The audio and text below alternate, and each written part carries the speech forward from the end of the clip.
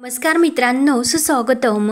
मन धागा धागा जोडते नवा या मालिकेच्या आजच्या भागामध्ये अण्णा आणि मनोजचे बोलणे शेवटी मालती ऐकते आणि तिला समजते की आपली आनंदी आहे आणि मनोज आणि यांची नक्की आनंदीशी भेट झाली. म्हणून ती लगेच अण्णांना विचारते की फक्त एकदा आनंदी आणि माझी भेट घडून द्या.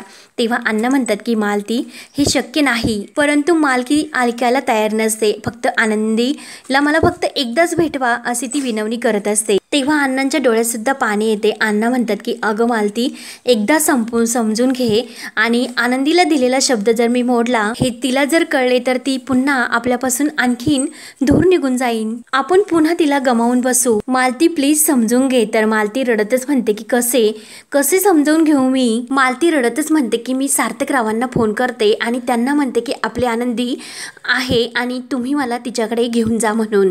तेव्हा अण्णा म्हणतात की नाही मालती, तू कुणालाच काही सांगणार नाही प्लीज. तिने येथे येण्यासाठी नकार दिला, ती नाही परत येणार. तिकडे ती अगदी आनंदात आहे. आपल्या सर्वांच्या त्रासाला तिने कायमचा रामराम केला. ती आहे ह्याच्यातच फक्त आपले समाधान आहे आणि या समाधानात उरलेले दिवस आपण कसे तरी जगूयात. तेव्हा मालती रडतच म्हणते की एकदा त्या कल्याणी मॅडमला सांगू आपण, तिचा मला नक्की त्या आवाज ऐकून देते. फक्त एकदाच मी फोन करते. तेव्हा मनोज म्हणतो की आई, अगं आपली आनंदीच ही कल्याणी आहे आणि तिनेच मला बरं केले. ते ऐकून तर मालतीला आनंद होतो आणि काय, कल्याणी मॅडम आपली आनंदी, माझी माझी गुणाची पोर म्हणून मालतीला खूप आनंद होतो. त्यानंतर इकडे राज्याध्यक्षाच्या घरी असे बघायला मिळते की वृंदाही खूप टेन्शन मध्ये म्हणत असते की सार्थक कसे करू शकतो, आयुष्यभर तो आनंदीला विसरणार नाही असे म्हटला होता. मग त्या आनंदीची जागा तो सुखदाला कशी देतो, खरंच काही कळत नाही. आणि जर सार्थक त्या सुखदाचं लग्न झाले तर नक्की मला हे घर सोडून जावे लागेल. पण काही झाले तरी हे थांबवायला पाहिजे. आणि तेवढ्यात शलाका येते. आई, अगं काय झाले असे विचारते. तेव्हा शलाका म्हणते की अगं अजून काय होण्याचे बाकी आहे, एकतर सर्व हातातून तर गेलेच. ती कालची पोरगी जिंकली आणि आपण हरलोत आणि या घरातून आपली केव्हाही हकलपट्टी होऊ शकते आणि हे घर कोसळून त्याखाली गुदमरून मरण्याची वेळ आली हे तुला कळते का ग. तेव्हा शलाका म्हणते की अगं आई, असे काही होणार नाही. तू इतके टेन्शन कशाला घेते, कारण हे सर्व होण्यासाठी अजून खूप वेळ बाकी आहे. वृंदा तर खूप भडकते की अगं कसा पूर्ण वेळ आहे अजून. सुखदाने सार्थकला प्रपोज केले आणि सार्थकने सुद्धा तिला होकार दिला. सुधाला तर हेच हवे होते आणि घरातील सर्व बाकीच्यांचा सपोर्ट तर होतात. त्या सुखदाला मग अजून कोण आडवे येणार आहेत. तेव्हा शलाका म्हणते की आड तर येणार. तर वृंदा विचारते की कोण. तेव्हा शलाका म्हणते की अगं आई, आपण कशासाठी आहोत. वृंदा म्हणते की अगं शलाका, आपले आजपर्यंत काय करून झाले नाही, मग यापुढे तरी काय करणार आहोत आपण. तेव्हा शलाका म्हणते की हो, इतके दिवस खूप आपले गंमत झाली पण आता नाही. आता मात्र सर्व काही हाताशी आले. मग यामुळे आपल्याला आपले कुटील डाव तर हे खेळावेच लागतील आणि जर वेळ आली तर त्या सुखदाला सुद्धा मी गायब करेन. जशी आनंदी गायब झाली आणि तशीच ही सुखदा सुद्धा या घराकडे आणि सार्थकडे वळून सुद्धा बघणार नाही. वृंदा म्हणते की आता बोलून काही उपयोग नाही, नक्की काहीतरी करावे लागेल. मग हे लग्न थांबवण्यासाठी आपल्या हातात एखादा हुकमाचा इक्का यायला हवा. शलाका म्हणते की हो, काही मिळून शेवटी हा डाव आपल्याच हाती लागणार. म्हणून शलाका खुश होते. त्यानंतर इकडे मालती ही अण्णांना म्हणत असते आपण सार्थकरावांना सांगूयात की आनंदी संगमनेरला आहे, म्हणजे ते लगेच जातील आणि आनंदीला घेऊन येतील. आनंदी शेवटी त्यांना नाही म्हणणार नाही. तर अण्णा म्हणतात की मालती काय बोलतेस, आनंदीने अगोदरच सांगून ठेवलेले आहे की ही गोष्ट कुणाला सांगू नका म्हणून. तेव्हा मनोज सुद्धा तेथे असतो आणि तो म्हणतो की आई, अगं तिने तर माझ्याकडून वचन सुद्धा घेतलेले आहे आणि आनंदीला दिलेले वचन मला असे मोडता नाही येणार. आणि त्याच वेळेस अण्णांच्या मोबाईलवर सार्थकचा फोन येतो. तेव्हा मालती म्हणते की प्लीज फोन स्पीकरवर टाका. तर अण्णा स्पीकरवर टाकतात आणि हॅलो सार्थकराव बोला असे म्हणतात. तर सार्थक म्हणतो की बाबा कसे आहात आणि आई कशा आहात. अण्णा म्हणतात की मी तर बरा आहे आणि ती सुद्धा बरी आहे. तेव्हा सार्थक मनोजदादा कसे आहे हे सुद्धा विचारतो. तेव्हा अण्णा म्हणतात की अहो सार्थकराव, मनोजचे काय, आश्रमातून आल्यापासून तो अगदी पूर्वीचा मनोज आल्यासारखा वाटतो. ते ऐकून मनोज सुद्धा खूप खुश होत असतो आणि सार्थक सुद्धा म्हणतो की हो बरं झालं, हे ऐकून खरंच खूप बरे वाटले. बाबा, मी ऍक्च्युली फोन यासाठी केला होता की मला तुमच्या आणि आईंसोबत काहीतरी बोलायचे. तेव्हा मालती म्हणते की हो, मला सुद्धा तुमच्याशी काहीतरी बोलायचे होते. तेव्हा अण्णा मालतीला शांत राहायला राहायला सांगतात आणि सार्थकला म्हणतात की सार्थक सर बोला. तेव्हा सार्थक म्हणतो की अच्छा आई तुम्ही अगोदर बोला मग मी बोलतो. तेव्हा अण्णा परत मालतीला शांत राहायला सांगतात आणि सार्थकला म्हणतात की तुम्ही अगोदर बोला. तेव्हा सार्थक म्हणतो की आई आणि बाबा मी आणि सुखदानी लग्न करण्याचा निर्णय घेतलेला आहे. ते ऐकून तर मनोज, अण्णा, मालती यांना धक्काच बसतो.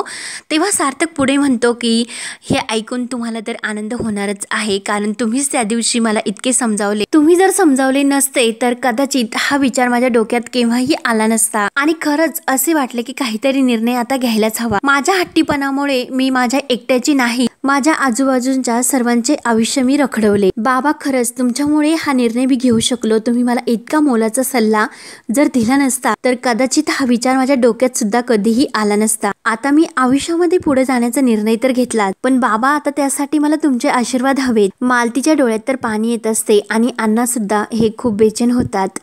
तेव्हा मनोजला तर वाईट वाटतेच, पण सार्थक हा मालतीला विचारतो की आई तुम्हाला माझ्याशी काहीतरी बोलायचे होते, मग बोला आता. तेव्हा मालती आपले अश्रू पुसत म्हणते की अहो तुमच्या आवडीचे लाडू केले होते आणि तुम्ही आता इतकी गोड बातमी दिली, मग तोंड गोड करण्यासाठी तुम्ही घरीच या. तेव्हा सार्थक म्हणतो की हो चालेल मी नक्की येईल आणि सार्थक फोन ठेवतो. तर मालतीला खूप रडाई येते. मनोज आणि अण्णा तिला समजवतात. त्यानंतर इकडे सुकी ही आपल्या टेडीला सांगत असते की अरे कल्याणी ताईला मी फोटो पाठवला परंतु तिचा रिप्लाय तर काही आलेला नाही, म्हणजे नक्की तिने फोटो बघितलेला नसेल आणि जर तिने फोटो बघितलेला असता तर तिने लगेच रिप्लाय केला असता आणि म्हणले असते की सुखदा तुझा सार्थक तर राजकुमार आहे राजकुमार. आणि हसून म्हणते की सार्थक अरे तू माझे प्रेम स्वीकारून मला काय दिले हे तर मी कधीच शब्दात नाही सांगू शकणार.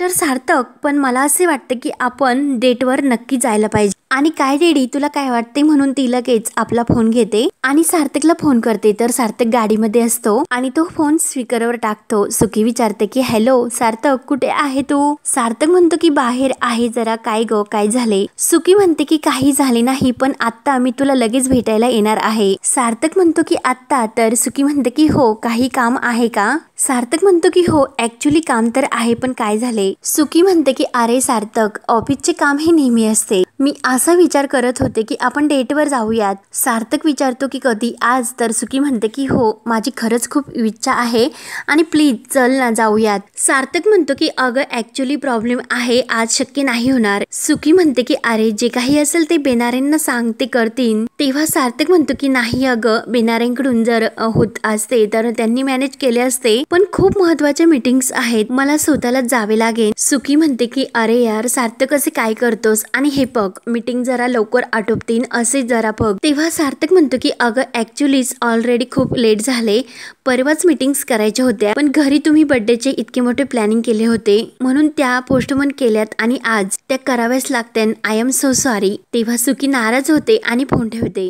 म्हणते की खरंच पहिल्या प्रेमाची पहिली डेट होती, पण हा कसला खडूस आहे. त्यानंतर इकडे मालती तर आनंदीसाठी रडत असते आणि सार्थकने सुद्धा इतका मोठा निर्णय घेतलेला असतो हे सुद्धा समजल्यामुळे तिला वाईट वाटते. अण्णा तिला समजवतात की अगं आनंदी ही आता आपली मुलगी राहिलेली नाही, त्या आश्रमातील प्रत्येक निराधार लोकांची ती सुद्धा आता मुलगी झालेली आहे. तेव्हा मालती रडत म्हणते की पण माझी मुलगी तर माझ्यापासून दूर तर झालीच. आता मला असे वाटत होते की माझे दोन्ही मुलं माझ्यापासून दूर झालीत. आनंदी तर कायमची दूर झाली, पण मनोज त्याची अवस्था फार बरीशी नव्हती, परंतु अचानक कळते की आपला मनोज बरा झाला आणि आपल्याला आनंद होतो. आणि मग कळते की आनंदी आणि तुमची भेट झाली आणि आपल्या मनोजला आनंदीने बरे केले. खरंच काय परिस्थिती आहे, म्हणजे आपली आनंदी आहे हे आपल्याला माहिती आहे, पण आपण मात्र काहीच करू शकत नाही, तिला भेटू शकत नाही. खरंच काय हा अन्याय नियतीने. आणि प्रत्येक आईला तिचे मुलं हे तिच्या नजरेसमोर असण्याचे सुख असते आणि तिच्याबद्दल कोणाला काही सांगायचे नाही हे तुम्हाला आनंदीने सांगितले का. आणि पण मला शेवटची पाने पाजण्याची वेळ जर आली तर तोंडामध्ये तुळशीपत्र घालायला तर येईन ना ती. अण्णा म्हणतात की काय बोलते मालती तू. मालती तर खूप रडत असते आणि शांत हो तू रडू नकोस. मालती रडतच म्हणते की कसे सांगू की ती गेल्यापासून हे डोळ्यातील अश्रू थांबतच नाही. आता तिला बघण्यासाठी डोळे खरंच खूप आतुर झालेत. अण्णा म्हणतात की अगं मालती असे काय करते, आनंदी बेपत्ता होती पण आता तर सापडली ना ती. पण तिने तिच्या आयुष्याचा वेगळा मार्ग स्वीकारलेला आहे, बस यापेक्षा आता वेगळे काहीही नको. मालती म्हणते की पण का तिने असा निर्णय घेतला, का आपण तिला परत आणू शकत नाही. पण आपल्याला तिला परत तर आणावेच लागेल. तिच्यासाठी आपल्याला काहीतरी करावे लागेल आणि आपल्याला सुद्धा कळले पाहिजे की आपली आनंदी कशी आहे. मला तिच्याकडे जायचे, मला तिला भेटायचे, मला तिच्याकडे घेऊन जा म्हणून खूप रडत असते. तर अण्णा तिला आपल्या जवळ घेतात आणि समजावतात की शांत हो मालती. आणि त्याच वेळेस लीनाने हे सर्व ऐकलेले असते आणि अण्णांचे लक्ष लीनाकडे जातात. तर अण्णांना धक्काच बसतो. त्यानंतर इकडे आनंदी ही रेवती आणि बाकी सर्व मुलींना कामाबद्दल व्यवस्थित समजावून सांगत असते. तेवढ्यात विशाल धावत येतो आणि मॅडम हा घ्या तुमचा नवा फोन. तेव्हा आनंदी म्हणते की अरे मी तुला माझा जुना फोन रिपेअर करून आणण्यासाठी सांगितला होता, तू माझ्यासाठी नवा फोन का घेऊन आलास. विशाल म्हणतो की हो तुम्ही सांगितले होते पण मी नाही आणला. आनंदी म्हणते की पण का. तर विशाल म्हणतो अहो तो रिपेअरिंगचेच इतके पैसे सांगत होता तर त्यापेक्षा नवा परवडला. आणि हे बघा अगदी मस्त मॉडेल आहे, अगदी तुम्हाला जर नाही आवडला तर तसं सांगा, मी लगेच बदलून घेऊन येतो. तेव्हा आनंदी म्हणते की अरे तसे काही नाही, आवडला मला, तुझी आवड ती माझी आवड. तेव्हा विशाल म्हणतो की खरंच. तर आनंदी म्हणते की हो खरंच. आणि एक गोष्ट लक्षात ठेव की याचे बिल आश्रमावर नाही जाणार, मी माझ्या पेमेंट मधून देईल. विशाल म्हणतो की हो मला माहिती होते, मी तसेच सांगून आलो.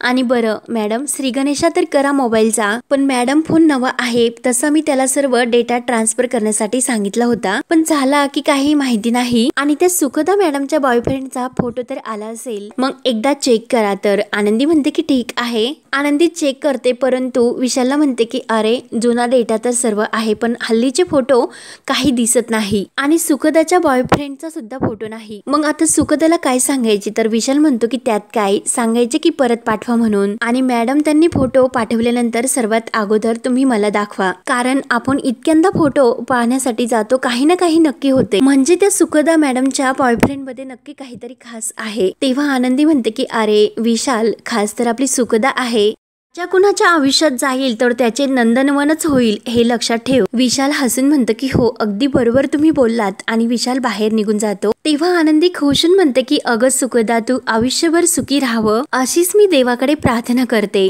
त्यानंतर इकडे लीना ही अण्णा आणि मालती समोर येते आणि त्यांना म्हणते की अण्णा आई मी तुमचे सर्व बोलणे ऐकलेत. अण्णा घाबरतच विचारतात की लीना काय ऐकलेस तू. तर लीना रडतच म्हणते की इतक्या दिवस तुम्ही दोघांनी माझ्यापासून लपवून ठेवले. तेव्हा अण्णा आणि मालती एकमेकांकडे बघू लागतात. अण्णा म्हणतात की नाही लीना. तर लीना म्हणते की हो तुम्ही आनंदी बद्दल बोलत होतात. आणि लीना ही मालती जवळ बसते की आई आनंदीला जाऊन कित्येक वर्ष झाली तरी सुद्धा तुम्हाला दोघांना तिची एवढी आठवण येते. मी सुद्धा समजू शकते, पण मी सुद्धा एका मुलीची आई आहे. पण आई आणि अण्णा यातून तुम्ही बाहेर पडायला हवे, कारण आता कुठे आपल्या घरात सर्व काही छान होते.